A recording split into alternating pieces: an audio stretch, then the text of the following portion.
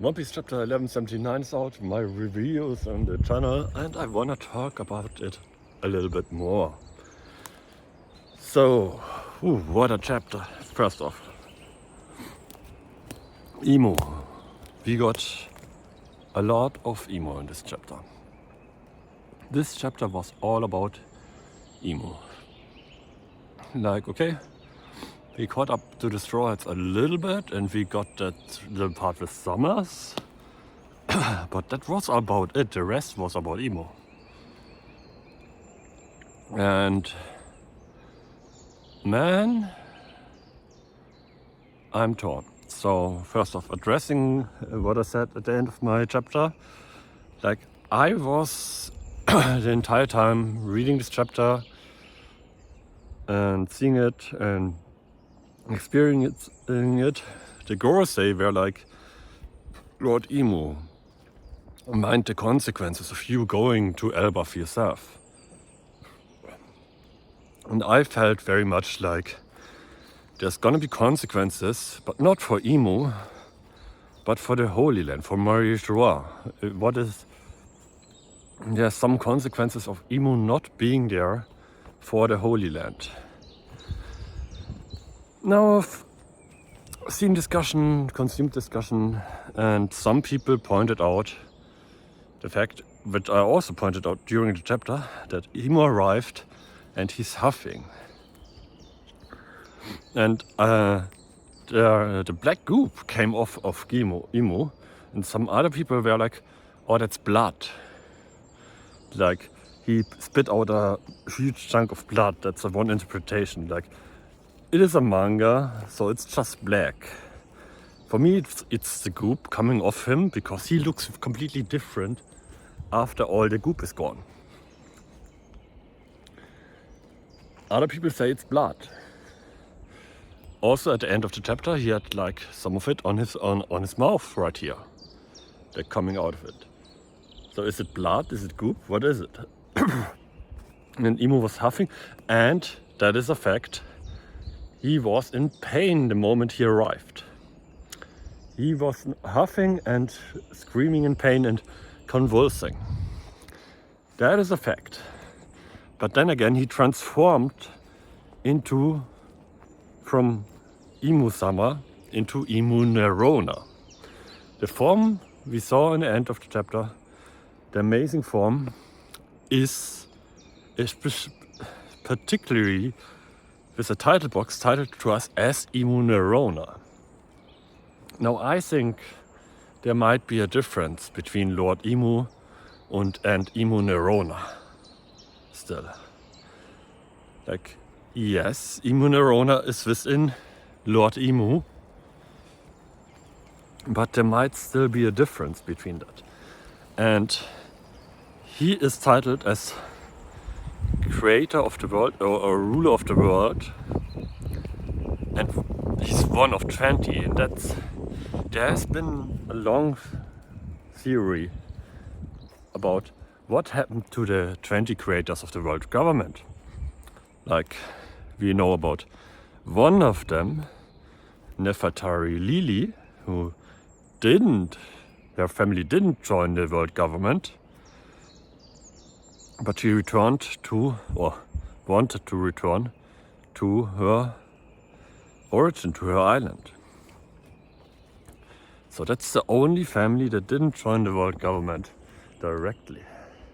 And there's a theory that Emu is just this being, this amalgamation of all of the creators of the world government. So that might be a possibility. Maybe there's more than one being within Emu. And one of these beings is Emu Nerona, who we see right here, right now. Then there's a point I made where I was like, Emu Nerona is looking impressive. Him just arriving has these consequences. Now this is what I was expecting from Emu. This is where I was going, and I'm like, destroyers are gonna get destroyed here. It has to happen. This is the big bad. The Straw Hats have to be destroyed. They have to be beaten, they have to lose. But if the Straw Hats just straight out lose, we have to have also a reason for the fight to still end. Like, not just complete domination by Imu and then the story is over and the Straw Hats are dead. No. So it was like we have to have like a timer on Imu, that Imu has to come back. Or something happens in the Holy Land that makes him have to go back. Or like one of the God's Knights gets killed and that damages Imu and forces him back, basically, because he's too exhausted. What if, like, Imu arriving here huffing, maybe spitting out blood and everything? What if him just leaving the Holy Land already is him being on a timer? What if that's already thrown to us here and set into motion? The Goros being like, hey, there's consequences for you leaving. So I was very much like, the consequences are not for Imu, but for the Holy Land and for Mary Shore. And after hearing people discussing about it, after listening and after reading it again, my first impression might have been wrong. Imu might be dying every moment he's not in Mary Shore. Now, Imu is like this 800, at least 800 years old being, maybe even older, maybe 3,000 years. Maybe he's from the first age, not from the second age.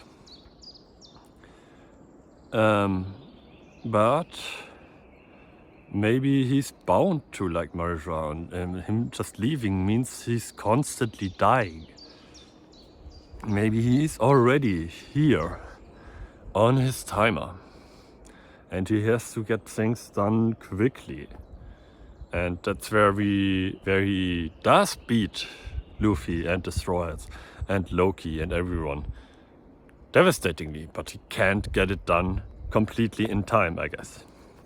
We fight back enough for him to not be able to finish everyone off, but it is also clear that Imu is a step above everyone else, and we need to grow to be able to contest this. So that's one point. Another point, in a video I made recently, I pointed out Blackbeard. And in the fight with Ace, where there was a mistranslation, where Blackbeard told Ace that you might have noticed it, my devil fruit. It can absorb the power of the devil. And it got translated back in the day as it can absorb the power of the devil fruit. But no, what Blackbeard said was, I can absorb the power of the devil. Now, back in the day, translating it to the power of the devil fruit made sense, made perfect sense. Except now we have Imu here, whose ability is the devil's fruit. Told to us as Imu Nerona ability, devil's fruit. He is the devil, right? He has the devil's tail, he is the devil. So the theory of Blackbeard going to absorb all of Imu's power and becoming an all-powerful being is gaining massive strides. Blackbeard, I'm now 100% in, is going to absorb Lord Imu. And maybe this is gonna happen on Elbaf. Maybe Blackbeard shows up. Here's von Van Augur. Van Augur can warp Blackbeard onto Elbaf right now. And Blackbeard will be here. If Blackbeard catches wind, and Blackbeard knows about Imu, and Blackbeard knows more about Imu than we think, or we know about Imu. Blackbeard knows stuff. From his mother, from his father, Blackbeard probably knows what plan his father had. And his father wanted one particular devil fruit. And that one particular devil fruit was the darkness fruit. I'm sure of it now, because that was the one fruit Blackbeard needed. Blackbeard was so driven to get this one fruit. It was all he was doing on Whitebeard's boat. He was there for that one reason, to find this one fruit, and he got it. And then everything else was set in motion. Like, he was lying low until the point that he got this one devil fruit. So this has to be the one fruit Rocks wanted. For sure. For sure. And Blackbeard, meaning that this is the one fruit Rocks needed and wanted. And Blackbeard has it. So he knows also, it is not stupid to think that he also knows why he needed it. Why his father wanted this fruit. So if this fruit is capable of absorbing Lord Imu, then that is the entire plan here. That is the entire reason Blackbeard has this devil fruit. And yeah, ain't that something? Ain't that something? So, possible ending to this arc is Thralls get absolutely defeated by Imu. We get a beatdown. We fight back. No, yeah, for sure. But it's gonna do nothing. And at the very end, Blackbeard comes in and absorbs Imu. Would that be hype, or would that be hype? Would that be the biggest boom arc in all of One Piece up until that point? I think it would be. Blackbeard stealing the power of the leader of the world government. Blackbeard said as much. He wants to become king. Blackbeard wants to rule the world. I think, like, he doesn't just want to be king of his one island. No, that's not enough for Blackbeard. He wants to kill the man that killed his father and become the ruler of the world. Nothing less will do. Looking forward to that. It's probably gonna happen. And yeah. Another point, Imu's skin color. Like, I looked at Imu and I was like, he's looking like a Lunarian. I think he's a Lunarian. Now, this again comes back to it being a manga, so it could be black, it could be red, it could be blood, it could be goop. Imu's skin color could be like the one of a Lunarian, or because he's a devil, he could just have a red skin. Like, a red-ish skin would be the same shading as the skin tone of a Lunarian, with a more of a brownish note. But in a manga, it would have the same shade.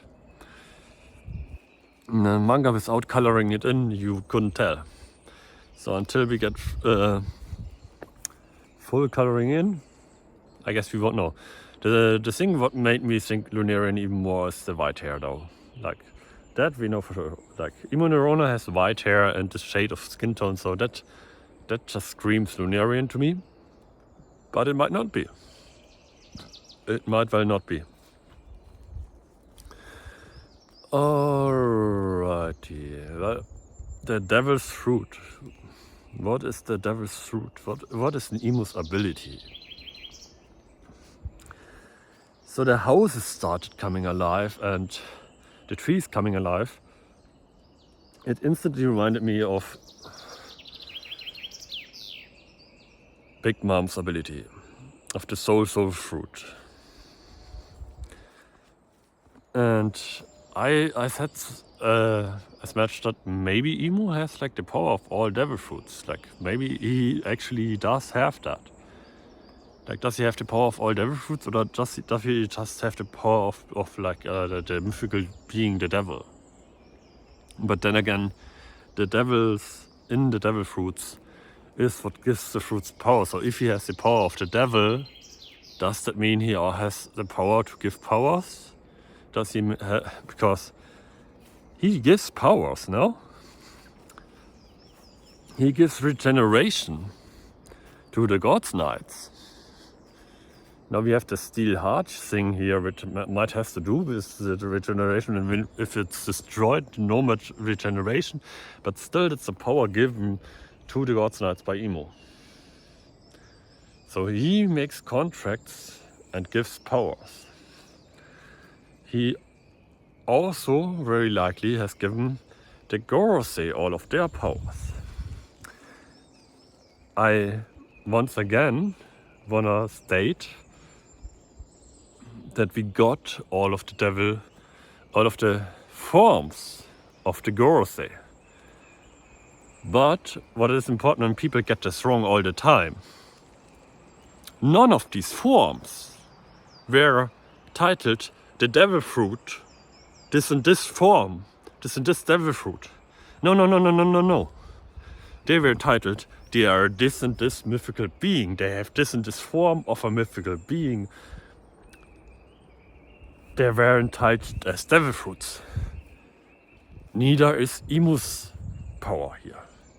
Imu was set as having the ability of this. He didn't get proclaimed in the same way where he stated, he has the devil fruit so and so. No, this was not stated here. And we really gotta wait for the official translation to be 100% on this. I cannot be sure, because fan translation have been wrong before. So might all change down at the start of next week. But again, I think Imu, as the devil, has given these forms, these yokai forms, to the Gorosei. This is something Imu has given to them. So is it so far-fetched to say, with him having like an ability where he just arrives on an island and buildings come alive, like they get a soul, and trees come alive, they get a soul, that he might have all the powers of all the devil fruits? I don't think it's that far-fetched. I also don't think it's confirmed or surefire or I'm betting he has. No. Until I see more, I will know nothing about that kind of thing. But it's a possibility. We never rule out things that are possible. It is a possibility. Aside that, the cloud behind him with the eyes. Now what's with the eyes? What's that all about? I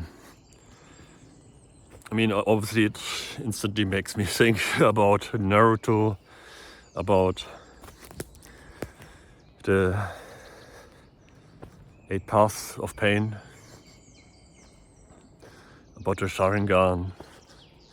I mean, anime and eye powers. Name a better combo, man. So yeah, Imu and eyes. What's that all about?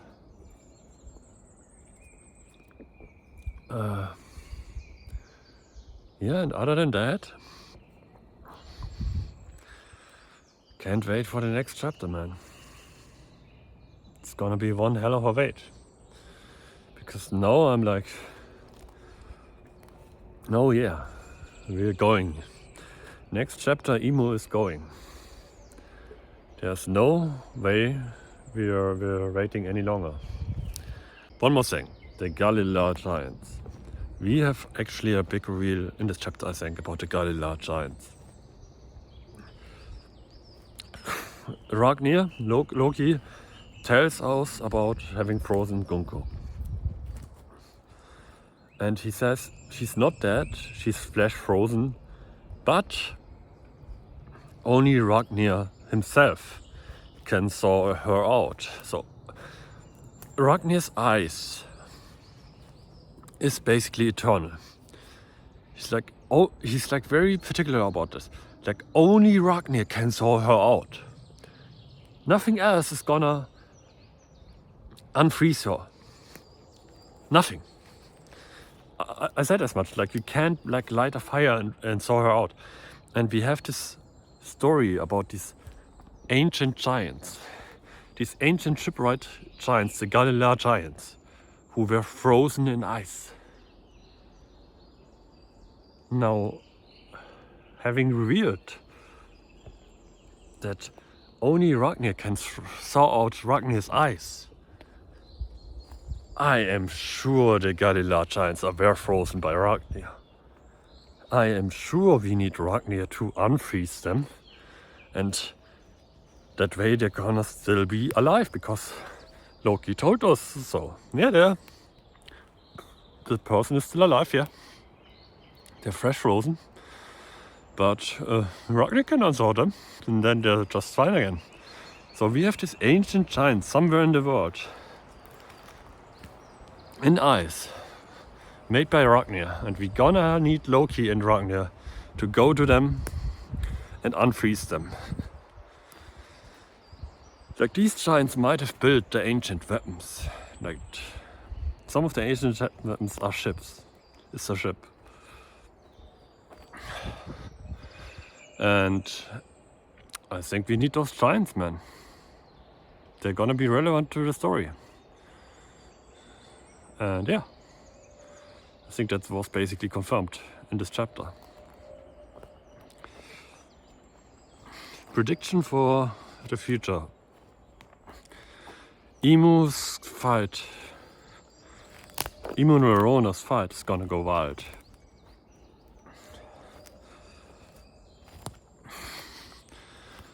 I'm staying with what I said, the droid's getting destroyed.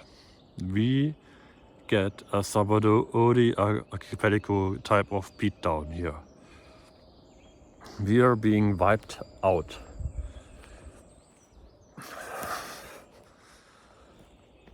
Like we can't have like another 2 years of time skip probably. So I guess maybe not quite as wiped out. Maybe we fight a bit back a bit more than in Sabori. But still, Imu's gonna lay down this back. And it's gonna happen next chapter already. Imu's gonna ice the first fool that comes across him. Instantly. But yeah, looking forward to that. See you in the next one. Bye.